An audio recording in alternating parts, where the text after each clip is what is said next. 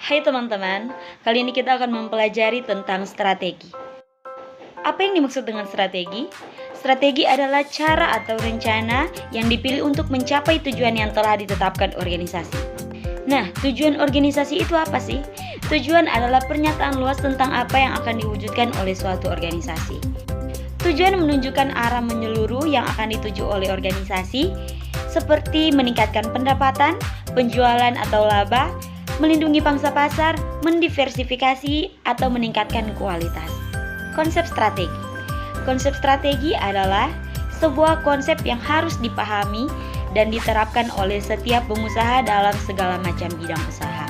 Pimpinan suatu organisasi setiap hari harus mencari kesesuaian antara kekuatan-kekuatan internal perusahaan dan kekuatan-kekuatan eksternal berupa peluang dan ancaman suatu pasar dengan melakukan suatu analisa. Menurut Potter, strategi adalah alat yang sangat penting untuk mencapai keunggulan bersaing. Strategi memiliki dua tingkatan. Yang pertama, strategi tingkat korporat, dan yang kedua adalah strategi bisnis unit. Strategi korporat adalah mengenai keberadaan di tengah-tengah bauran bisnis yang tepat. Oleh karena itu, strategi korporat lebih berkenaan dengan pertanyaan di mana sebaiknya bersaing dan bukan bagaimana bersaing.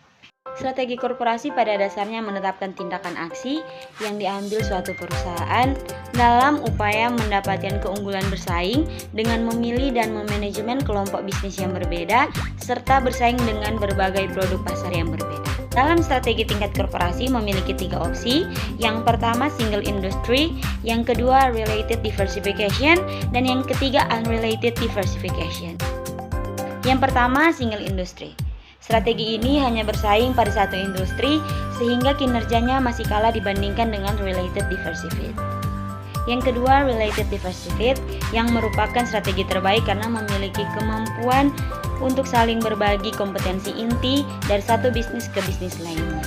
Yang ketiga, unrelated diversified yang sama sekali tidak memiliki hubungan antar satu sama lain sehingga banyak perusahaan yang gagal ketika menerapkan strategi ini. Namun ketika perusahaan berhasil menerapkan strategi ini, maka perusahaan akan menghasilkan profit yang tinggi. Berikut adalah contoh penerapan single industry, related diversified, dan unrelated diversified. Contoh dalam single industry adalah McDonald yang hanya bersaing pada satu industri saja, yaitu industri makanan.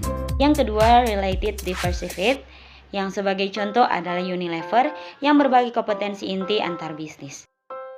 Yang ketiga, unrelated diversified, sebagai contoh General Electric yang secara total melakukan otonomi bisnis masing-masing pada pasar yang berbeda. Yang kedua, strategi unit bisnis. Strategi unit bisnis adalah unit bisnis independen di bawah perusahaan yang bertujuan untuk mengoptimalisasi sumber daya dan memaksimalkan nilai perusahaan. Dalam strategi unit bisnis memiliki beberapa perangkat, salah satunya BCG Matrix. BCG model adalah perangkat strategi untuk memberi pedoman pada keputusan alokasi sumber daya yang berdasarkan pangsa pasar dan pertumbuhan unit bisnis. Dalam BCG memiliki 4 kategori, build, hold, harvest, divest. Yang pertama build, yaitu menyeratkan tujuan dari peningkatan pangsa pasar. Yang kedua hold, misi strategi ini ditujukan untuk perlindungan pangsa pasar unit bisnis dan posisi kompetitif. Yang ketiga ada harvest, misi ini memiliki tujuan memaksimalkan laba jangka pendek dan arus kas, bahkan dengan mengorbankan pangsa pasar. Yang keempat divest, misi ini menunjukkan keputusan menarik diri dari bisnis, baik melalui proses acara likuidasi atau langsung. Dalam model BCG, setiap unit bisnis ditempatkan dalam satu kategori yang mewakili 4 kategori, yaitu question mark, star, cash cow, dan dog. Yang pertama question mark, yaitu build atau membangun. Misi ini menyeratkan tujuan menambah pangsa pasar dengan mengorbankan laba jangka pendek dan arus kas. Yang kedua stars, yaitu hold atau pertahankan. Misi ini diarahkan pada perlindungan pangsa pasar unit bisnis dan posisi persaingan. Yang ketiga cash cow, yaitu harvest atau panen. Misi ini mempunyai tujuan untuk memaksimalkan laba jangka pendek dan arus kas, bahkan dengan mengorbankan pangsa pasar.